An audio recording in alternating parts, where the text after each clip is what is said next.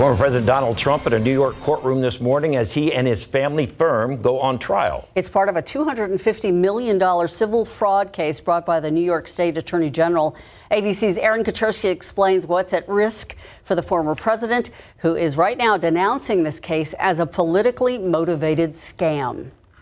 Donald Trump begins a civil trial that puts him at risk of losing control of the business that propelled him to the White House. New York Attorney General Letitia James sued Trump, his adult sons, Don Jr. and Eric, and their family real estate firm for persistent and repeated business fraud that grossly inflated how wealthy Trump really is. Donald Trump engaged in years of illegal conduct to inflate his net worth, to deceive banks and the people of the great state of New York. The investigation began more than 4 years ago after Trump's former lawyer, Michael Cohen, told Congress Trump lied about the value of his properties. It was my experience that Mr. Trump inflated his total assets when it served his purposes. The judge has already decided the core of the case, finding clear, indisputable documentary evidence Trump inflated his net worth by as much as $2.2 billion to win more favorable terms on loans and insurance.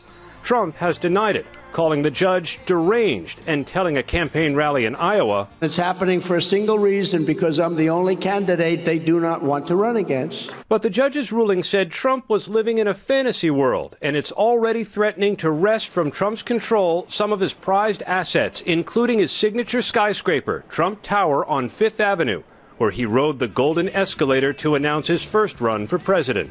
The stakes here are enormous for former President Trump, because if he is barred from doing business in New York and he is required to sell off all of his New York real estate portfolio, it could cost him hundreds of millions of dollars and severely damage not only the Trump brand, but also the value of his business. The trial will help the judge determine how much Trump has to pay in penalties. The state has asked for $250 million. 10 people possibly killed, 50 injured in a church collapse in northern Mexico yesterday, right in the middle of a mass. Approximately 30 parishioners are believed to have been trapped in the rubble when the roof caved in. Rescuers are still probing beneath all this wreckage, and rescue dogs are trying to help search for possible survivors even at this hour. The bishop of the Roman Catholic Diocese of Tampico says the roof caved in during the Mass at Santa Cruz Church in the Gulf Coast city of Ciudad Madero. The flow of migrants from Mexico into the United States is showing no signs of stopping. Over the weekend, hundreds lined up at a border crossing near El Paso. U.S. Customs and Border Protection buses, along with El Paso County Sheriff's units, were seen arriving at the gate as well. An official with the Sheriff's Department says migrants, including men, women, and children, were seen being loaded onto buses before being taken away for processing. And a massive search is underway for a 9-year-old girl who vanished while she was on a family camping trip in upstate New York. Charlotte Senna disappeared Saturday evening at Morrow Lake State Park, north of Albany. Officials say that she was riding her bike around the loop with other kids when she decided to go one more time around. Well, 30 minutes later, her bike was found on the loop, but there was no sign of the girl. After that exhaustive search, when we couldn't find her here, it was quite possible that an abduction had taken place. We are leaving no stone, no branch, no table, no cabin unturned, untouched, unexamined in our search to find Charlotte. An Amber Alert was sent out yesterday because it's believed Charlotte was kidnapped. She was last seen wearing an orange tie-dye Pokemon shirt. Police asking the public to call in with any information that could lead them to her. Outside with Live Cam, we know some changes are coming later on in the week, but first we have to endure a couple more of these days like this, hot and humid. Yeah, it's warm, but at least there's a lot of cloud cover out there, David, and that does help with temperatures a little bit. The more clouds we have, it's just not that direct sun, and temperatures hopefully won't be that hot today. I want to show you the temperatures across the country because it really kind of shows our weather pattern, okay? You get up into the Pacific Northwest, you got the cold stuff that big trough out west is helping to draw down some cooler air from Canada. And then out ahead of that storm system, you got warm temperatures surging all the way up to Minneapolis. It's 83 degrees there, just a degree cooler than we are, even the International Falls at 82. So it shows you that this is a pretty dynamic system, and that cooler air will make a run for San Antonio and South Texas this time, which is great news. Still plenty warm though right now. 85 Waco, 88 in Houston, 92 the warm spot down there in the valley at Brownsville. Weather where you live right now, we've got mostly cloudy skies here in San Antonio, and it's making a difference with the temperatures. 84. New Braunfels seeing a little bit more sun. 91 there, feels like 95. 82 in Bernie, and feels like 83 there. Very quickly, the radar does show some activity south of San Antonio with some lightning strikes here. A few more showers and storms possible throughout the rest of the afternoon, about a 30% chance of rain. We'll have more on that, another radar update, and a look ahead with that cold front here in just a couple minutes. Thank you, Justin. Federal student loan payments have started up again after a 3-year pause due to the pandemic. ABC's Elizabeth Schultze reports this is a change that could affect nearly 30 million Americans. The bills are due for millions of Americans with federal student loan debt. Borrowers like 33-year-old social worker Michael Lopez in Anaheim, California, are now bracing to make payments on their loans for the first time in more than 3 years. I really want stability for us. Lopez, a first-generation college graduate, owes more than $800 per month on his student loans. And like many borrowers, he says the restart of payments will force him to tighten his budget. We're really going to have to change a lot of our spending habits. And that's to make sure we can continue to just provide our basic needs comfortably. We won't be able to save the way we have been able to. The government's unprecedented payment freeze was put in place as a financial cushion during the pandemic and was extended 8 times before ending today. 28 million borrowers will now have to start paying off their student debt this month. The average payment totaling between $200 and $300. I think for most student loan borrowers, what it means is that they got to make some hard choices. Retailers like Target and Best Buy warn the resumption of payments could hit their sales as consumers pull back on spending to pay off their debt. It is a headwind to spending, and we need consumers to stay in the game. That's the reason why the economy's been able to avoid recession. That was Elizabeth Schulze reporting. Coming up after the break, a message of hope during Hispanic Heritage Month. What one local filmmaker wants you to know about growing up on the West Side.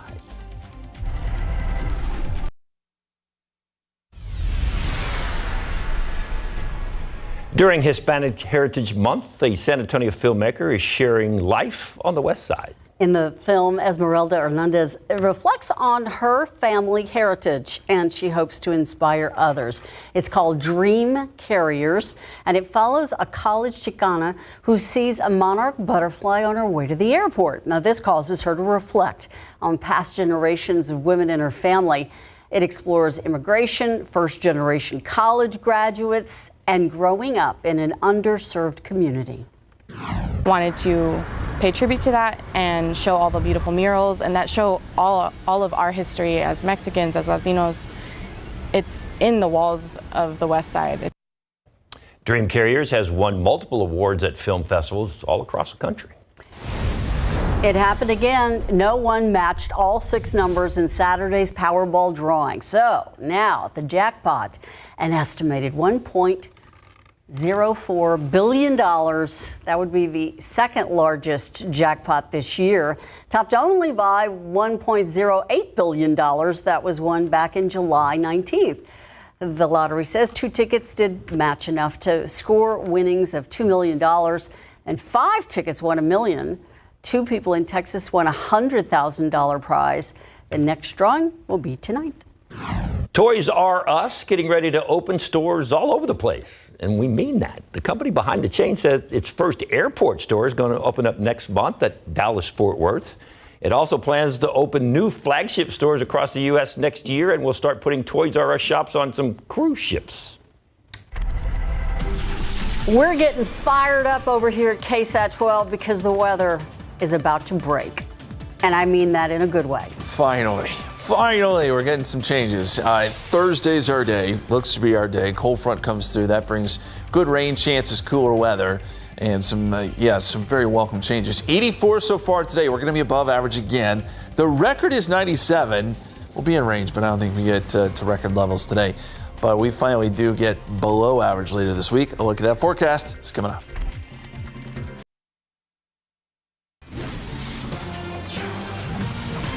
October, Breast Cancer Awareness Month. According to the CDC, more than 240,000 people are diagnosed with breast cancer in the U.S. every year.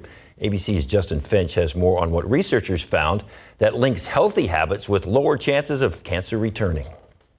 Healthy habits after diagnosis may increase remission and survival for high-risk breast cancer patients. A new study published in JAMA found a 37% less chance of breast cancer returning and a 58% less chance of death for women who followed cancer prevention guidelines after diagnosis. The researchers followed more than 1,300 women diagnosed with high-risk breast cancer, documenting things like exercise, weight and height, and fruits and vegetables in the diet of survivors.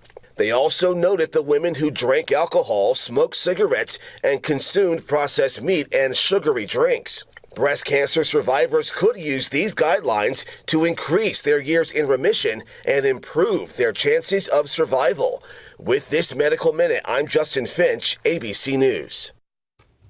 We are getting ready for weather changes, good ones. Do I need an umbrella? You will. Man, I gotta find one. I mean, You will. I can't remember the last time I saw 70% chance. Wow. Honestly, it's been a long time, guys. I mean, to get this kind of confidence in a rain chance, it has been a while, but this is looking promising. We've got a front coming through, combining with good amounts of moisture, all the ingredients you need to get some decent rain going. We're already seeing some showers and storms today. Now, this has nothing to do with that cold front. This is just some air mass stuff, meaning we get the warmth of the day combining with good humidity, and you can get showers and storms to pop up. And that's exactly what we saw yesterday. It's what we'll see today. And where you get some of these heavier downpours, you can pick up some decent rain. Let's zoom in on this shower now. It's well south of San Antonio, but we are seeing some lightning strikes with it just south of Charlotte, working its way towards Derby, Dilley, and Pearsall. It'll cross over I-35. You may hear some rumbles of thunder and get some brief heavy rain out of this. Maybe pick up a quick half an inch of rain with activity like that. Meantime, across San Antonio, not seeing a lot. We've had a couple of spotty showers here and there, but nothing that jumps off the page at the moment. A couple of showers, especially southern parts of Bexar County, but with some heating of the day, we can see a few more pop up later this afternoon. Seeing a little shower there just south and west of Lytle, in fact. As we go outside for you, 84, mostly cloudy. Dew point is at 68. Those clouds, as I've said, are helping temperatures. 91 at 2 o'clock, 92, 3 p.m. I think we'll make it up to about 93 or so. 30% chance of rain through about dinner time, and then we'll bring the rain chances down a little bit with the loss of daytime heating, and then temperatures slip into the 80s tonight, and clouds will build back in. Dew points are high today. It's very, very humid. But look what happens Thursday and Friday. I mean, the dew points just fall off. We get some really dry air by Saturday, and that's courtesy of that frontal boundary. So that's going to be one big change that we see, among others. And the satellite picture shows, quite a bit of cloud cover here around San Antonio with cumulus clouds building, bubbling up into some showers and storms. And then we've got some high clouds above that. As you look out to the west with water vapor, still watching this big swirl in the atmosphere. Man, this covers a lot of real estate. This is a big old system that's working across the country. And that's what's going to help push our front through as we get into Thursday. So let's look at the forecast here. This is this afternoon, showers and storms out in West Texas. A few here. Same story tomorrow, almost the same setup. Most of the action will be to our north and west, but we'll get some isolated stuff. Wednesday picks up a little bit more, but it's Thursday as our front finally drops into our area that we see our best rain chance during the day on Thursday. And the models are kind of holding the front back just a little bit, so we're going to forecast this to come through a little bit later in the day on Thursday. Regardless, the forecast is the same. Good rain chances, cooler air coming in behind it. And very quickly, we've got to talk about the tropics. Philippe is just not wanting to go away. It has not moved much. It's kind of falling apart, honestly. It looks pretty ragged, but Hurricane Center says this will move off to the north, potentially becoming a hurricane. We'll see. It's not going to really have huge effects on any sort of landmass. And this is a system that we're watching out here in the Pacific. Could become Lydia, but the moisture from this is actually going to get pulled up into Texas. So right along that front, some of this Pacific moisture gets pulled up into our area, and that could help our rainfall chances. So that's why I'm optimistic about our rainfall chances on Thursday. Bottom line here, we'll have some rain chances next few days. We bring it up a little bit Wednesday, 40%, then that 70% chance of rain Thursday with some pockets of heavy rain. Not everyone's going to get it. And then a little cooler Friday, 82, and then potentially highs in the 70s this weekend. It is a great looking forecast. It may change a little bit more before it's all said and done, but it's looking good, y'all. Oh, yeah. Thank you. A big announcement from singer and actress Beyonce Knowles after her last concert from her Renaissance tour. Why people are running to secure tickets for a second time round.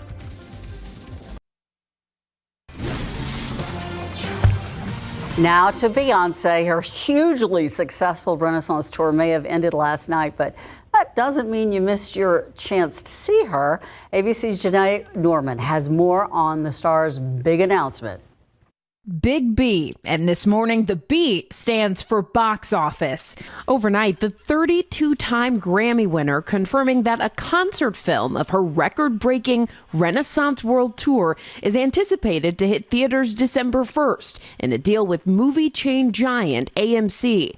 Posting this video across social media, fans already in a frenzy. I hope you ain't throw away that silver outfit. I mean, it only makes sense. So many people, including myself, were not able to go to the Renaissance tour, and the demand is so high. Sign me up. The hugely successful platinum album Renaissance making way for the highest grossing tour by a solo female artist, highlighted by Beyonce's eldest daughter Blue Ivy taking the stage, and cameos from artists like Diana Ross, Kendrick Lamar, and Megan Thee Stallion. You're taking a tour like that, which is still having a tremendous amount of blast radius. So to release a film in theaters just months or weeks even after she's played certain dates, as recently as her hometown in Houston in September, that is going to pick up a lot of fans. Renaissance raking in a reported $450 million and generating an estimated $4.5 billion for the U.S. economy. Though it's not her first foray into concert films. Homecoming, the 2019 critically acclaimed film of her historic HBCU-inspired Coachella performance, winning a Grammy for Best Music Film. The news echoing word of Taylor Swift, the Eras Tour concert film set to hit theaters this month, which broke AMC single-day advance ticket sales and notched more than $65 million in pre-sales. Movie theaters looking to cash in at a time of slumping ticket sales and as several high-profile films face delays because of the actors' strike. If you look at the potential of these concert films, they have a really big chance of reinvigorating cinema. All right, so Beyonce's got the big announcement, right? Yeah. Okay. Mike and Fiona probably have a big announcement, too. Is it as big as Beyonce's, though? Let's see. No, it's big. Tough to top, but bigger than Beyonce. Yes. Yes, of course, the spooky season is here. Yep, and Adeshwa Laiho from Asukar is here, and you got a great little tip for making spooky treats, right? Yes, we do. We're gonna make some little witches' hats here. So just using our knife, cutting at an angle. Okay. Grab a little bit of chocolate on there, and at the end of the day, you will end up with that spooktacular treat right there, and let them dry. And then cover that in chocolate and some dark little sprinkles right there. All right, some great little decorations. Stephanie Pina Frost is here, and something perfect for the kids, right? Yes, this is a really great craft for kids. You can take some styrofoam pumpkins, and you could, I found these really cool things. You could use these on real pumpkins too, and you decorate it, or you could take some flowers and put them on. You could put one right on here. Oh, that's a great idea. And that gets us wondering, well, do you like to decorate your pumpkins or carve them? So let us know. Scan that QR code and share your pumpkin pics if you already have them. Back to the kids. Their mom makes some really good bath bombs just for kids. You love these things, right? They are special. And some other good pampering items. We're going to show you all of that. Yes, especially if you've got sensitive skin, all right? And we do have insider deals to tell you about. A little pampering and one item that in our morning mirror, we're like, that's very interesting. Things that make you... You'll see. You'll get that later. That and a whole lot more on SA Live. Stick around.